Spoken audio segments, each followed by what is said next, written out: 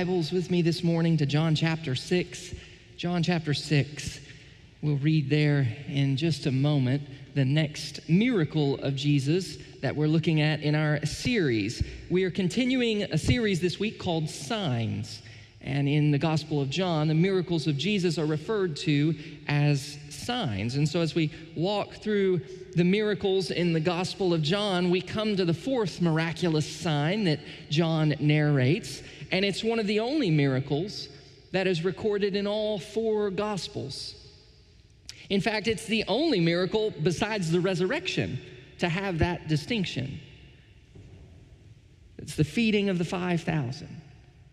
You may have heard this story. It's one of the miracles of Jesus that is the most well-known. People generally know that somewhere, at some place, Jesus is said to have multiplied loaves and fishes, as some people will say, loaves and fish. So let's read this story of Jesus feeding the 5,000 in the Gospel according to John, chapter 6. We'll read 1 through 15. It'll be on the screen if you don't have your Bible with you. Sometime after this, Jesus crossed to the far shore of the Sea of Galilee, that is, the Sea of Tiberias. And a great crowd of people followed him because they saw the signs he had performed by healing the sick. Then Jesus went up on a mountainside and sat down with his disciples. The Jewish Passover festival was near. When Jesus looked up and saw a great crowd coming toward him, he said to Philip, "Where shall we buy bread for these people to eat?" He asked this only to test him, for he already had in mind what he was going to do. Philip answered him, "It would take more than half a year's wages to buy enough bread for each one to have a bite." Another of his disciples, Andrew, Simon Peter's brother, spoke up, "Here is a boy with 5 small barley loaves and 2 small fish. But how far will they go among so many?" Jesus said, "Have the people sit down." There was plenty of grass in that place, and they sat down. About 5,000 men were there. Jesus then took the loaves, gave thanks, and distributed to those who were seated as much as they wanted. He did the same with the fish. When they had all had enough to eat, he said to his disciples, "Gather the pieces that are left over. Let nothing be wasted." So they gathered them and filled 12 baskets with the pieces of the 5 barley loaves left over by those who had eaten. After the people saw the sign Jesus performed, they began to say, "Surely this is the prophet who is to come into the world." Jesus, knowing that they intended to come and make him king by force, withdrew again to a mountain by himself. This is, to my mind, the most amazing miracle of Jesus' ministry. Apart from the incarnation and resurrection of Jesus, which I don't really include in this section of Jesus' earthly ministry, it's the most amazing miracle to me. Maybe it's the sheer size and scale of the miracle, the numbers involved that make it so fascinating to me. 5,000 men, and then women and children as well. I mean, if you're already feeding 5,000, what's a few thousand more? It's not like that makes a difference. We might be talking about feeding 10 or 15,000 people. There is no way to fake this. There is no way to do some trick and then produce a few more loaves, because we're not just talking about a few more people. It's not the kind of thing that someone could imagine or hallucinate that had happened but didn't really happen. Because there can be no question in this miracle that the claim is that thousands of people had their bellies filled with real food that was distributed to them by Jesus. All the food came from Jesus, nowhere else. The text is claiming that Jesus was able to create, multiply, we don't know, from 5 loaves and 2 fish, such an abundance of food that there was more gathered up at the end than they had started with. You catch that? 12 baskets of leftovers. Apparently, there's 12 disciples going around and collecting the leftovers, and they each got a full basket. Now, John makes this point really clear. He says, they filled 12 baskets with the pieces of the 5 barley loaves. It's like he's reminding you, this doesn't add up. You fill 12 baskets with 5 barley loaves? No, that's not, the math doesn't work. The whole point is that somehow Jesus has created or produced enough food to feed all these people until they are full, John says. They had more than enough to eat. They were full. And then they had more at the end than what they had started with.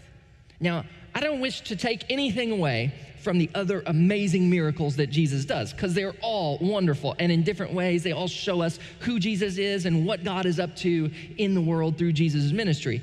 But if you consider how Jesus performed the last 2 signs that we looked at the last 2 weeks, the healing of a child at a distance of 20 miles and healing a man who'd been an invalid for 38 years, the true power of those miracles, if you think about it, extended from Jesus into the bodies of those 2 people, and it would have been felt fully and known in that way only by those 2 people who had been healed. And then everybody else would have just known about it secondarily, right, once they saw the person healed. Now, those are still wonderful examples of Jesus' power. Incredible. But here we have thousands of people who are literally holding in their hands the evidence, eating their fill of bread that was produced miraculously. I mean, this stands out to me as perhaps the most obvious and visible and tangible miracles that Jesus performs. Because the proof of the miracle is there to touch and to hold and to fill the belly. It's not a miracle that people are debating about later, like, was the food really there or was it just a trick of the light? No, they ate it. It's no wonder that this became one of the miracles that people talked about, remembered, and later recorded in all 4 Gospels. And the fact that we have 4 accounts makes it even more verifiable, so to speak, even more certain that it actually took place. And I'll tell you why. Because the details that are included in each account are different, but they fit together in precisely the way that you would expect eyewitness accounts to fit together. And I'm going to walk through these details with you because I want you to know that you can have confidence in the gospel accounts. I want you to know that you can have confidence in these stories. John tells us, first of all, he says, in kind of a throwaway comment, that there was plenty of grass for the people to sit on. Why is he? He just tells us there's plenty of grass. Okay. Mark actually tells us that the grass that was there was green grass. Mark kind of has in mind a Psalm 23 shepherd theme for his feeding of the 5,000. John, not as much, but that's kind of Mark's emphasis. So he tells us there's green grass, and John tells us there's plenty. Now, if you know what the region is like, you know it's a lot like West Texas. It's not known for its green grass, fields of green grass. Except that John tells us that the Passover festival was near, which means that this event took place at the time of year following the 5 months with the greatest rainfall from about November to April, when there would indeed be plenty of grass, and as Mark tells us, it would be green. Now, Mark doesn't tell us what time of year it is. He doesn't say it's Passover. He just says the grass was green. The details are different, but they fit together in the way you would expect eyewitness accounts to fit together. The time of Passover also makes sense of the large crowd of people. Why are there this many people? Well, Mark actually tells us that a lot of people are traveling. They're coming to and fro. They're coming and going. They're traveling.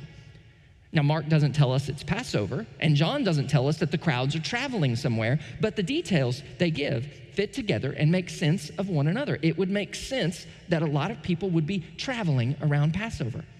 This also helps explain Luke. In Luke, the disciples tell Jesus to send the people away so that they can go into the surrounding countryside and find what? Find their homes? Send them into the surrounding countryside to their homes? No, Luke says so that they can find food and lodging. Well, that's kind of strange. Why didn't he just send them home? Well, because Mark tells us they're traveling. Now, Luke doesn't say anything about that, but the details fit. Because apparently they're traveling to Jerusalem for Passover. These details are not contrived. Nobody is trying to produce identical accounts. They're different, but different in a way that confirms rather than undermines the truth of the accounts. Even the little detail in John that the boy has 5 barley loaves fits with the season of Passover, which immediately follows the barley harvest in that region. Now, another interesting thing that John mentions is the fact that Jesus asks Philip where to go and buy bread. And then Andrew, did you notice this? Andrew chimes in with the mention of the boy who's there. Now, it's a curious thing because Philip and Andrew, they hardly ever figure into the gospel stories as speaking characters. And John doesn't tell us why they're involved. It's not an important part of his story. However, we find out from Luke that this miracle took place near the town of Bethsaida. And it just so happens that Philip and Andrew both are from Bethsaida. So it makes sense that they would be part of the discussion about where they could go locally to buy bread. Even the fact that all 4 accounts mention 5,000 men, specifically men. Have you ever wondered about that? Even this little detail actually helps to verify the story. Why do they do that? Why do they all mention the number with reference to the men? I think some people assume that it's just that the men were more important. And so that's why they counted them. And the women and children, we didn't bother to count them. Is that why? No, that is not why. If somebody has ever told you that, that is not true. Here's why. We find out from all the gospel writers that Jesus asks the people to sit down. And Luke and Mark actually give us a clue. This is key to how they counted the people because they sat down in groups that were countable by 50s and hundreds. And so that helped them count the people, okay?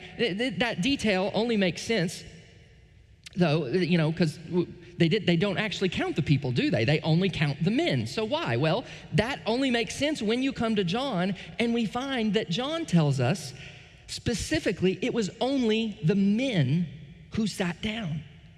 You'll have to have an ESV or a King James or a New Revised Standard Version. The NIV kind of obscures that little detail that only the men sit down, and the food was distributed to the men. The children were probably up playing and running around, and the women were free to congregate or tend to the children. Not saying it had to be like that, who knows? But in this culture, that would have made sense. It would have been a fair-like atmosphere, lots of crowds, lots of things going on. And so when they ask the people to sit down, the men gather in groups to get the food, they sit down, the women and children are up around somewhere. And that's why all 4 gospel writers mention 5,000 men. Because it was the men who were seated and served in groups. And as they served, they kept count. Did you feed that group? Did you get that group? I got that group.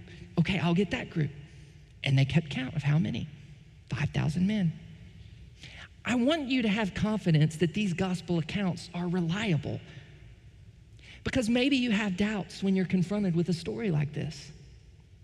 Maybe you aren't sure what to do with it, what to make of it in our scientific age. But I want you to know that you don't have to check your brain at the door. And you don't have to be afraid to ask questions. These ancient texts have been scrutinized from every angle. They've been cut and dissected and examined to the smallest detail. And maybe it's hard for you to shed your skepticism when it comes to miracles. Maybe you're just naturally that kind of skeptic person. I am too. But by every conceivable test, it just looks like Matthew, Mark, Luke, and John are describing an event that took place at a particular time in a particular place, one day in a grassy field near Bethsaida. They just reported what they and others had seen. And they don't claim to know how it happened. They don't even try to explain how it happened. In fact, there are no fantastical elements about flashing lights or things falling from heaven. It's just that the bread never runs out. That's just how it happened. And if Jesus is who he says he is, the creator God in human flesh, this miracle would truly not be an issue. If you can create galaxies, you can create a bit of bread. And so we're driven back again to the question of Jesus. which is always the question you must come to grips with in your doubts, in your questioning, in your wondering, is who is Jesus? That's the question this text forces. As we look at Jesus, we see there's so much more going on here than just Jesus meeting physical needs of people. This wasn't some random miracle performed to impress people or to show off. No. It's not as though feeding people this bread had nothing to do with anything. Nor it wasn't primarily about the people's need, okay? The truth is, they probably could have found bread somewhere else. There was no urgent crisis here. It's not like the story a couple weeks ago when the father comes begging for the life of his child. Come quick, Jesus, or my child is going to die. It's not like that. There's no urgent crisis, and no one would have ever even thought to ask Jesus for this. No one comes begging Jesus, please feed these 5,000 people behind me, Jesus. No. This was Jesus' idea. No one would have asked for it. And Jesus did it for a purpose. And if this miracle raises the question for you, who is Jesus, then I think that's precisely what Jesus intended to do. Because the next day in the synagogue of Capernaum, Jesus gives the answer, who is Jesus? He says, I am the bread of life. That's what the sign points to. Listen to what Jesus says about himself here in verse 48 of chapter 6. I am the bread of life. Your ancestors ate the manna in the wilderness, and yet they died. But here is the bread that comes down from heaven, which anyone may eat and not die. I am the living bread that came down from heaven. Whoever eats this bread will live forever. This bread is my flesh, which I will give for the life of the world. Now, if you just take Jesus' words and think about it for a minute, you see what comparison he is making here, and it's not necessarily the comparison that we might expect. The comparison we might expect is a comparison to Moses. It's kind of the route Matthew goes more with the feeding of 5,000. In Mark, it's more the shepherd comparison. In Matthew, it's more the Moses comparison. And in fact, this seems like the comparison that the people start to make at the end of the story. Remember that? The people start to say, they say at the end, surely this is the prophet who was to come in the world. Well, they're thinking of a prophecy that Moses gave in Deuteronomy 18:15, which says this, the Lord your God will raise up for you a prophet like me, says Moses, a prophet like Moses from among you, from your fellow Israelites. You must listen to him. So you see, in this section, you see the people making a connection between Jesus and the bread and Moses and the manna. And there's something in this for sure. Part of the point is how Jesus surpasses Moses. That is part of the point. Jesus' bread was more abundant than the manna. So the Israelites, they weren't allowed to gather more manna than just for a day, but Jesus produces 12 basketfuls of leftovers. It's more abundant, surpasses Moses. And not only that, but Jesus is able to provide fish as well, which is a huge just signpost pointing back to the Old Testament. Every Jew would have heard these stories again and again about how the people complained to Moses. And what did they say in the wilderness? They said, we used to have fish to eat in Egypt, and all you give us is this manna. But Jesus is able to give them what? Fish.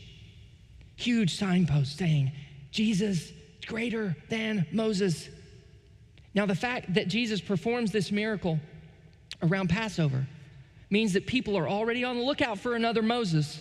So the connection is a natural one, right? They're looking for another liberator who will drive out the oppressors, the Romans. So when people start connecting the dots between Moses and Jesus, Jesus leaves. Because he knows they're not so much interested in who Jesus is as they are in what he might be able to do for them. And that is lead an army to march into Jerusalem, drive out the Romans. And Jesus isn't going to do that. He knows that's what they want from him. They want to make him king. It's Passover. Let's march on Jerusalem. But here's the thing. The people are connecting the dots between Moses and Jesus. And they're right that Jesus fulfills the prophecy from Deuteronomy. But when Jesus goes to interpret the miracle, he doesn't say he's taking the place of Moses in the story. Instead, he says he's taking the place of the manna in the story. What a weird connection to make. The way Jesus makes the comparison, he's in the place of the manna. Jesus says, your ancestors ate the manna and they died. But here, he's talking about himself. Here is living bread that comes down from heaven. Here I am, he says, I came. I'm alive, living bread. It's me, bread that is alive and in the flesh.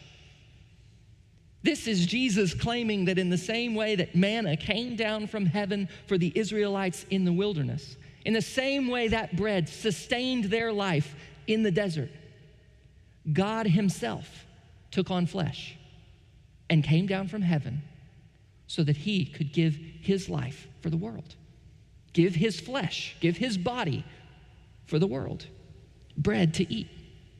Jesus himself came down from heaven. Just as the people had, you think of the people of Israel had rebelled against God for 40 years, wandering in the desert, and so God sent manna from heaven so they could survive, so also the world has rebelled against God and is lost without him. And so God sent his son, the living bread from heaven, so that the world might have life through him.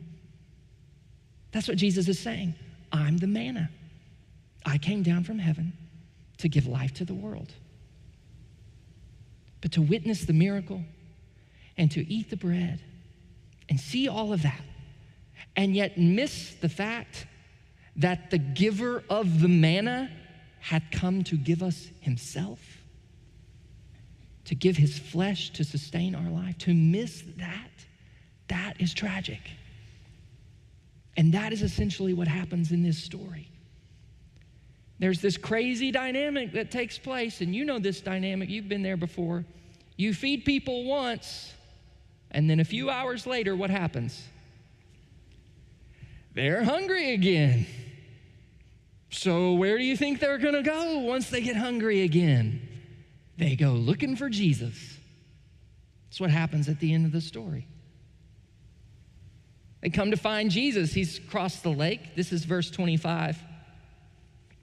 When they found him on the other side of the lake, they asked him, Rabbi, when did you get here? Jesus answered, very truly I tell you, you are looking for me not because you saw the signs I performed, but because you ate the loaves and had your fill. You pigged out, he says. Do not work for food that spoils, but for food that endures to eternal life, which the Son of Man will give you.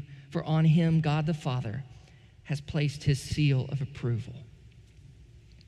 It is absolutely natural that this miracle, because it was so amazing and because it was so tangible and unlike anything anyone had ever experienced, it is natural that it would cause people to request an encore.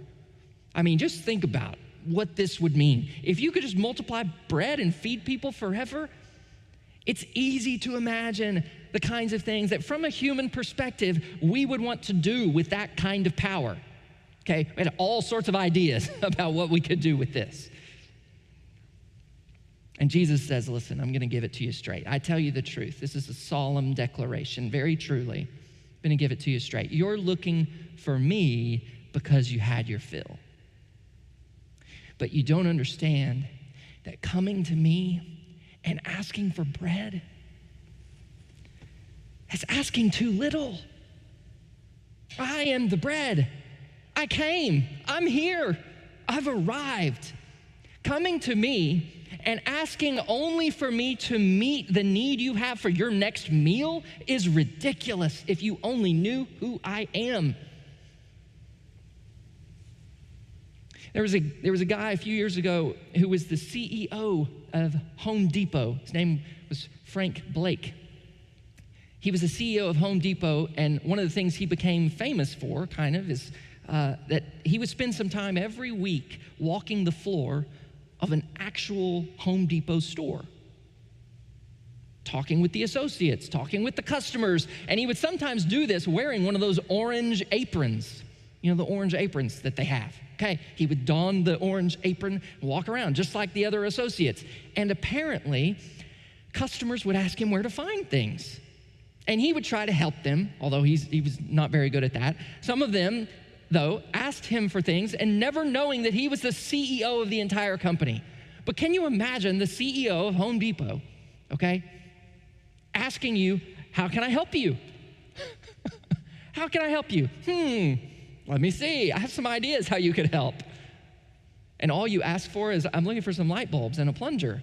It's like, well, if I had known that you were the CEO, I would have asked for a lot more than that. Or maybe not. Because if you really did meet the CEO of Home Depot in the store one day, what would you really do? Probably ask him some questions. You probably want to get to know him. I'd probably try to listen to him. Because what I would really want to do is get to know this guy who walks the floor of his stores, even though he's the corporate executive in charge of it all. Because that's what you do when you're honored to meet someone. You listen to them. You forget about what you want for a minute. I remember meeting one of the New Testament scholars who had a lot of influence on my research and writing as a doctoral student. And I had read his work and cited his work and admired his work for a long time. And here I found myself at 11 o'clock at night at a conference in Bangor, Wales. And I ran into him at a gathering of students. And you won't know the name, Professor Larry Hurtado. He's since passed on. But I remember how dog-tired I was that night, but I didn't care because Larry just got to talking for an hour, and I just listened and soaked it up. Here's this world-class New Testament scholar, and we're just chatting, and I'm getting to know this guy. I'll sleep another time. I just listen. I just ask questions. I'm just getting to know this person that I admired. And that's the tragedy of this episode in John's gospel. Jesus had come to give them himself. And all they're looking for is bread. You see the tragedy. And so Jesus tells them, listen, if you're just in this for lunch, then you're missing the whole point of your life.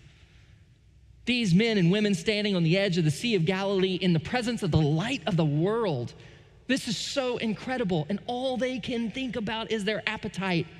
They can't see past their stomachs. And as you read the rest of John 6, by the end of the chapter, John tells us that many of the people in the crowd started to leave and weren't interested in following Jesus anymore. Why? Because they had already gotten what they came for.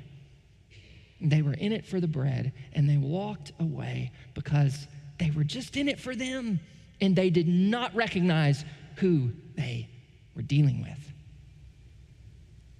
And all the while, Jesus is pressing the issue in this miracle, and he is pressing the issue with you this morning, saying, who do you believe that I am? Because for some people, he was just a magic rabbi, and for others, they realized he was God in a body. And they responded the only way you could respond when you recognize him as truly God incarnate. And that is, they dropped their agenda and they surrendered and they followed him.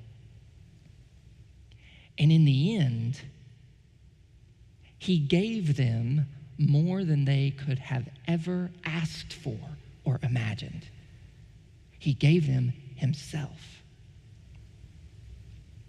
If you will just let go of the things you're seeking from God for a minute, if you will drop your own agenda, because we all come to God with agendas, don't pretend we don't. We come to God with agendas, and this morning you need to honestly ask, why are you really here? What are you really in this for?